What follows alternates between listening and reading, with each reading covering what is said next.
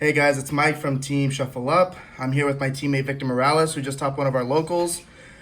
He's playing the Red Frieza Prison deck. So go ahead, Victor, and show us what you did.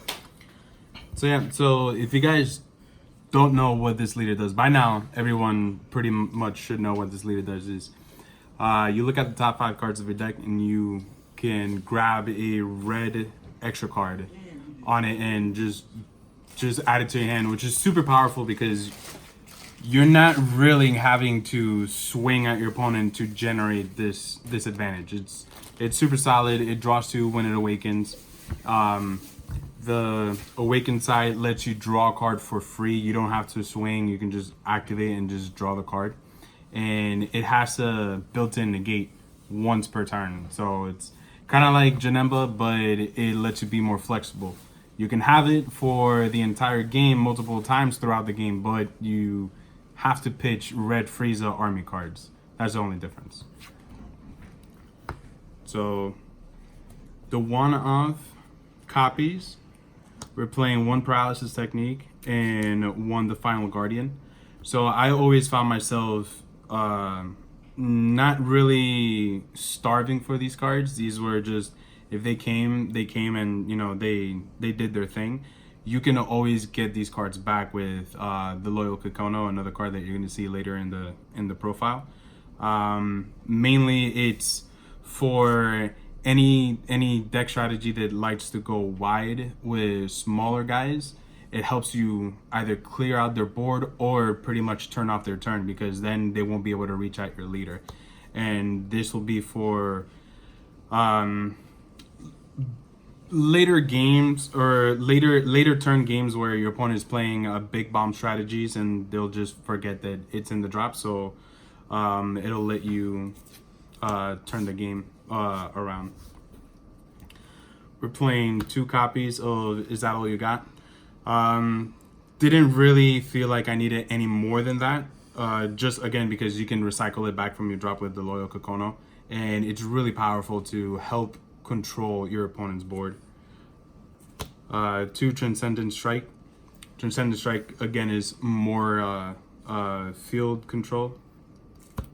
Live to Fight Another Day. This is the card that's gonna help stall out the game for those later turns to turn 5, turn 6, so that you can go ahead and do the chain attack Babidi.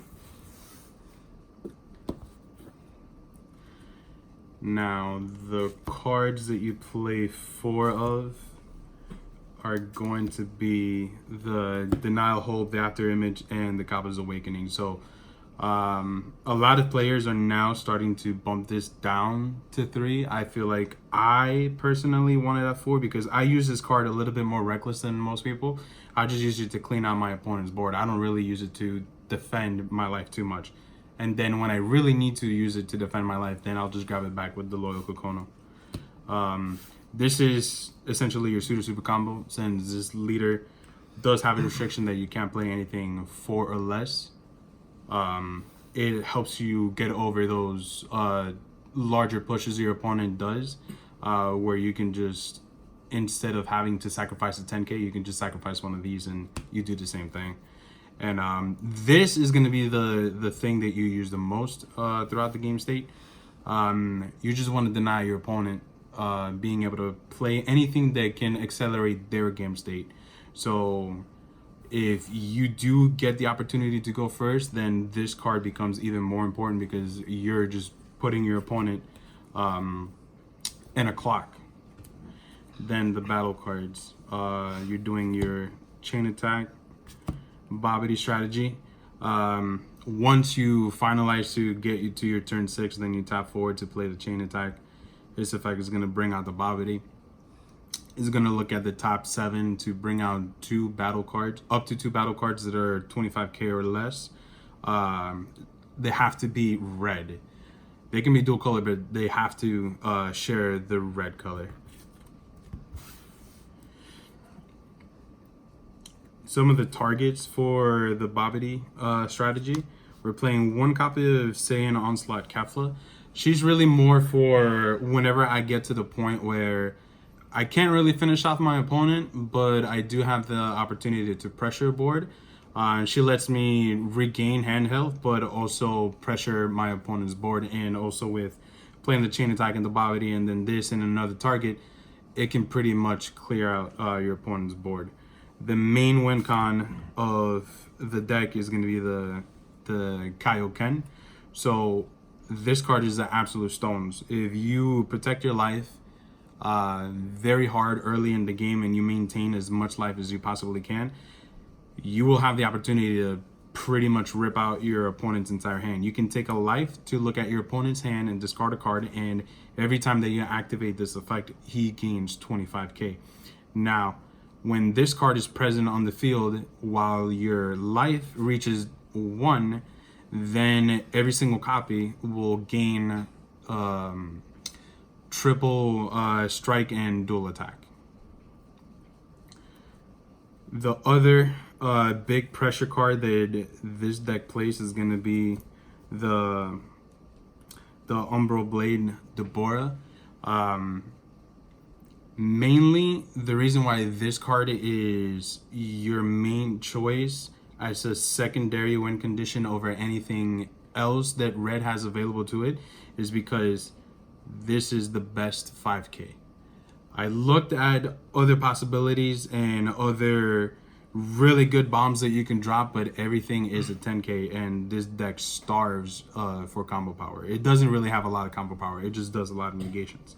And then other things to interrupt your opponent's board is the 2 copies of Berry Blue the Negotiator to take opponent's key battle cards, or even just, you know, get another chump blocker. If your opponent ends up having blockers on the board and you're starving your opponent and you're not really at the game state where you can pressure on, you can just take the blockers and protect yourself.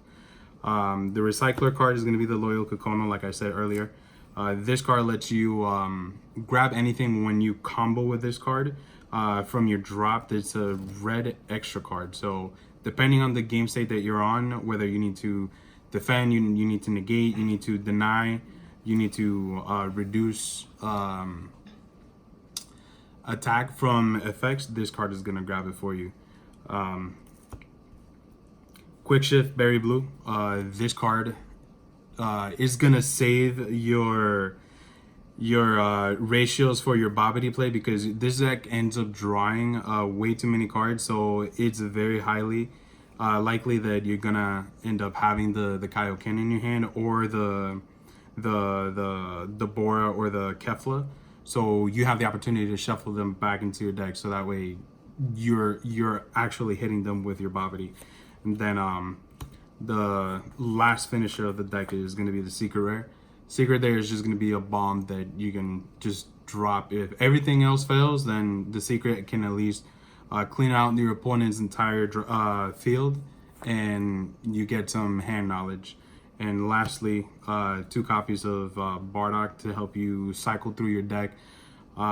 Deck draws a lot, but sometimes it dead draws and you need to find your pieces and your targets. If you need to extend your combos, this lets you draw deeper into it and you get to pitch anything that's pretty much dead in your hand.